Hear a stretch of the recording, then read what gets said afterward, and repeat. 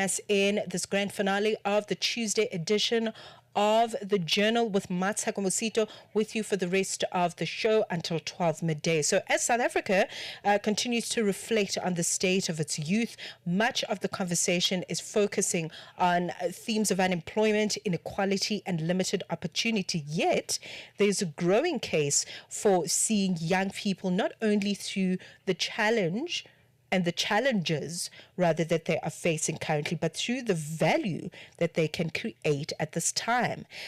Social impact organizations are adapting to social complex needs, relying increasingly on themes of innovation, on entrepreneurship and community-led solutions. Could this possibly present as an opportunity for a new partnership between young people and non-profit as a sector, if you will? Well, that's one of the questions we're going to be looking at when we combine the themes of social impact, innovation, and economic participation. Let's have the conversation right now with Feryal Domingo, who is Acting Executive Director of Inyathelo, the South African Institute for Advancement here in South Africa. They're a non-governmental organization. Feryal, thank you very much for the time. Welcome to Channel Africa. Thank you very much, Mmatsheko, for the invitation. Thank you very much. Thank you. Please establish for us what the work of Inyathelo is, what underpins the existence of this particular NGO. So Inyathelo has been around for close to 24 years. We established the organization way back then to help universities to establish advancement offices, and in normal terms it's a fundraising office, right? But there's a particular set of elements that we advocate for in order for you, as whether it's a university, advancement office or a non-profit organization, to be able to attract support. So we help you to put all the measures in place so that you can be attractive for the much needed support, whether it's financial or human resource or product or services that we need as the nonprofit sector in order to thrive. And I would say the emphasis these days would be on thriving rather than just surviving. Right. And I think that is such a wonderful philosophy to uphold as an NGO, seeing volunteerism. I mean, you've said as Inyathelo that volunteerism goes beyond just about being a charitable cause, but as a pathway to skills development and, crafting a path for employability on the continent. So talk to us about how you see the shift changing the way young people in particular engage with NPOs or the NPO sector, if you will, in South Africa, just to use SA as an example. Mmatsheko, I mean, I'm always so mindful of this. You know, it's so hard to encourage volunteerism when one knows the very volunteers who may be the key people you need in this organization, their cup is also empty, right? And so we like to think of encouraging volunteerism for the main purpose of the individual coming in to a space they're familiar with, okay? So we're not saying go and volunteer in another country. We're saying try and volunteer in the area where you live. You know the context, you know the people, you know the challenges. But at the same time, you need to plan it in such a way that you get something out. You take away a skill, you learn and understand a little bit more about the issue, the problem that this particular NGO or NGOs are trying to solve. And I think in so doing, you'd provide some more knowledge and information for yourself so that you can really make a meaningful contribution of that opportunity that you have to volunteer. So we're definitely encouraging volunteerism for that purpose. It's a two-way thing. It's not a one-way. It's you need to take out as much as you can in order for you to walk away stronger, because you're going to leave the organization stronger. You know, it's so many important points that you're bringing up there, and I want us to talk about perhaps what the advantages of volunteering is from a practical skills perspective, because I think that is the challenge that we're sitting with here. youth unemployment being such a major challenge, young people want to know, okay, what is in it for me? If I volunteer, what exactly are the skills realistically that I can gain through volunteering? What would you say to that question around what exactly I will learn as a young person if I choose to volunteer? Mmatsheko, you don't know what you don't know until you're in it, right? Yeah. And so here's the thing. So I'll give you just one. I'll give you a couple of examples. One of the examples we have is in the nonprofit sector, we do not see boards. That biggest group of volunteers in any organization is your board. Now, boards are not as diverse as one would like them to be. They kind of all have the same color hair. They kind of, Mm-hmm. I'm making some crazy, but Yeah. you need to bring younger people into the boardroom to bring young people's perspective. When that person's in the boardroom, they can hear the older people's and other genders, so obviously we definitely advocate for a more diverse board. Right.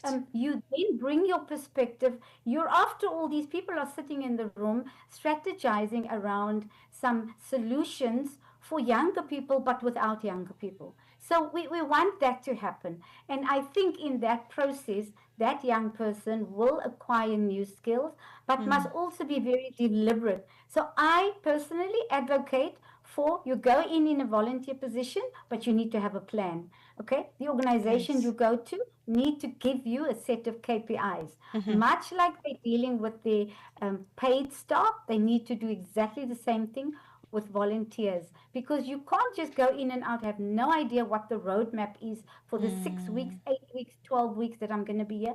I need to know exactly what I'm coming to do here. I need to know exactly what I'm going to gain from this.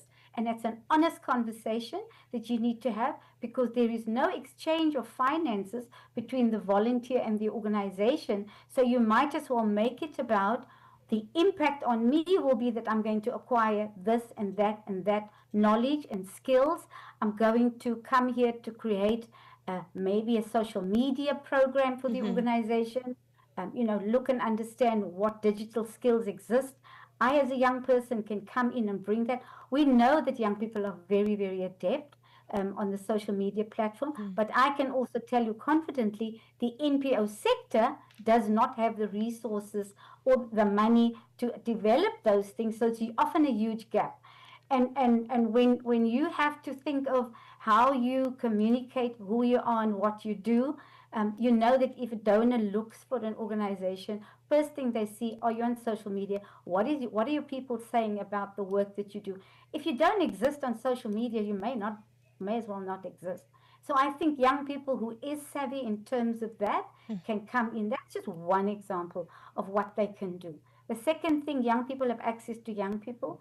We know from research that Gen Zs are very, very interested in serving their communities. Yes. And so here again, I go online. I'm 25 years old, not to make it ageist. I go online to see what's going on in this community. Mm-hmm. I might have a couple of rands. I might just be starting a job. Yeah. That's where I'm going to give, because it's my community. I want to serve my community first. So that young people can connect with other young people, right?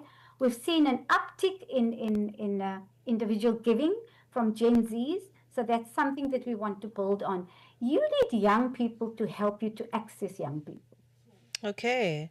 So many important things that you mentioned, and I think one of them is around the fact that young people want to get involved. They want to get into the communities and make a difference. It's very important. We're 20 minutes into 11 a.m. on the line with Feryal Domingo, who's joining me in her capacity as acting executive director of Inyathelo. Let's take a break. Channel Africa is evolving, and so are you. Stay connected wherever you are with our brand new website and mobile app. Stream your favorite shows, catch up on African news, culture, and conversations, all at your fingertips. Africa is just a tap away. Your world, your stories, now on the go. Stay connected wherever you are. Visit channelafrica.co.za or download the Channel Africa app today. Channel Africa, the African perspective. closer. Listen deeper. This is The Journal with Mosito on Channel Africa, the African perspective. 21 minutes into 11 a.m. in Central African time, using this half hour to really unpack and reflect on the state of youth participation in the NGO sector and giving back and volunteering, and how that can be a meaningful exchange that can actually, at the end of the day, even though the spaces don't have a lot of financial backing, but it can be a mutually beneficial space. You giving back to the community, I beg your pardon, and getting practical skills that can form part of your own personal curriculum as you move through the world. Feryal Domingo still continues to join me on the line in her capacity as the acting executive director of Inyathelo, the South African Institute for Advancement. Feryal, I want to go back to what you mentioned in the last segment, just on the fact that the NPO sector in and of itself is under severe funding pressure. So there isn't a lot of money to go around and you do financial exchanges between the volunteer and the organization themselves. But how does that shape the relationship between the organization and the volunteers at this time? I think that is our biggest challenge in the NPO sector, because we often cannot commit to any financial exchange, right? But at the same time, we're encouraging volunteerism. So as I said, at a board level, there isn't an exchange of finances. However, you may recover. Let's say you're a young person, you've had to go to a board meeting, you can recover the cost of getting there, right? But you're not going to necessarily get paid for the hour that you're there or the skills that you bring or anything. But at the same time, you're getting something in exchange, which at this point you cannot put a rand value on, but there is a lot of experience in the room that you're sitting with. You now have access to potentially a mentor or two or three or four. So see that as an opportunity, not for the short term, but just look beyond 1, 2, 3, 4 board meetings. And you'll be able to build up a network as a young person with some people who have years and years of experience and potentially could invite you into their companies because they see what you bring to the board of this organization. So again, I'm saying look beyond that, right? And so often we also don't have networks as young people. We're too young. We maybe live in areas where there isn't that particular network. Now, serving on boards, you're seen, you're active, you're on not just sitting in the board meeting. You're now learning about the topic. You're being asked to bring your skill and expertise, and suddenly you're the expert on the topic when they're addressing a particular intervention for a young person, right? And so that just brings confidence. There's more appreciation for you as a young person. It just, there's a whole lot of things. There's a knock-on effect of you. And it starts off as volunteerism, but then it knocks on, right? And so add on and add on. Before you know it, you're being invited to a position or being invited for an interview or maybe serving on another board. And, Exactly. And, I mean, some of these boards, we're talking non-profit boards, they don't necessarily, it's not good practice to pay, but there are corporate boards who also need young people on their boards, right? And there you could potentially be paid. So unfortunately, there isn't an exchange of finances, and it is frowned upon when board members are paid, right? But in terms of the volunteer as well, often today you start off and there's a group of volunteers that come into the project. A lot of organizations do this as well. When that project attracts funding, the first people you would obviously interview for those now it's a permanent position, would be the volunteers, right? So again, you're creating a pathway for yourself. You're creating a pathway, and you don't know. I mean, that's easy to say, harder for the person who needs to put food on the table. harder for the person who needs access to financial resources in order just to get on with life. But I mean, sometimes these are the kinds of sacrifices that one needs to make as a young person in order to get ahead.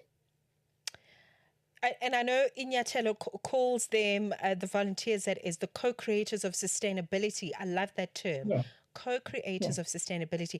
And that's exactly what it is. I think, in this conversation, I'm learning from you that there are more advantages to doing this work than there are disadvantages. And if we shift absolutely. in that direction, we are going to not only make a difference for others, but for ourselves. And on that note, just as we're about to close our conversation, Feryal, let's talk about social enterprises, because I think there's huge Yeah, potentiality for that as well. As a yeah. volunteer, for you to move out of volunteer work into the social enterprise space as a solution, and not only solve problems, but make a bit of money for yourself, build the economy, generate models to sustain the NPO sector as well, whilst you are creating jobs. What would you say to the possibility that lies there? Mmatsheko, there's huge possibilities there, particularly now where we find ourselves in this very, very awkward position of this loss of funding, right? It just continues. We are seeing the situation just become more and more dire. And so what organizations need to do is to start to think how they can turn their products and service into how they can monetize it basically. How do you do that, right? And so we know that young people are full of ideas and full, really, really, you bring a young people in, they look at what you've been doing and they're like, suddenly you have all these ideas. So bring them on board, or you go and find opportunities where NGOs, maybe you've worked with a couple of NGOs, you've seen how they are giving these services out. You now know, look, I think you could find another avenue to provide this particular service at a fee. It doesn't just have to be the one um, um, community that you've always offered services to. You can now try and find communities who can afford to pay for that service. And so you take your product and your service and you offer that. And that I think is where we are going at the moment. We're doing at Inyathelo, we're doing quite a bit of work around helping to increase the knowledge of NPO sector, to really look at the benefits of thinking about social enterprise income in your diverse income streams, because you can no longer just depend on one donor, can no longer depend on one income level or income stream. You've got to start thinking and bringing young people on board to do the thinking, to help you with that heavy lifting in the initial stages, because so too they are learning, they are experiencing, they're helping you to put structures in place right from the beginning. They're part and parcel of it. And it only makes sense that they would want to continue with it. And for you as an NPO to allow them to continue to build on what they have started with you. So I think that is an important aspect for NPOs to begin to look at. How do they bring young people into this whole social enterprise modeling in order to attract, or rather to generate? Now, you're not going to attract, you're going to have to work hard to generate that Right. income. And I think that is the way to go. Absolutely. So much to learn. This turned into an NPO masterclass and a volunteerism masterclass. Thank you very much. I have to note that Inyathelo has a digital footprint. If you want to just have a look at the work, they've got just an extraordinary book lounge as well, that I'm going to dig into in just a moment. But if you just type Inyathelo on Google, it will take you straight to inyathelo.org.za if you want more information on the organization. Feryal, thank you very much. All the best with your work in the promotion of volunteerism and spreading the word about the importance of the work. Thank you very much. Thank you. Thank you. And all the best to you too, Mmatsheko. Thank you For very closing. much. Thank you. Feryal Domingo, Acting Executive Director of Inyathelo, the South African Institute for Advancement. So have a look at what they are doing online, and perhaps you can support. There's a button there of how we can help, or how you can help as well. Just click it and volunteer your services. Very important. 11:30, Fix What's New in Sports.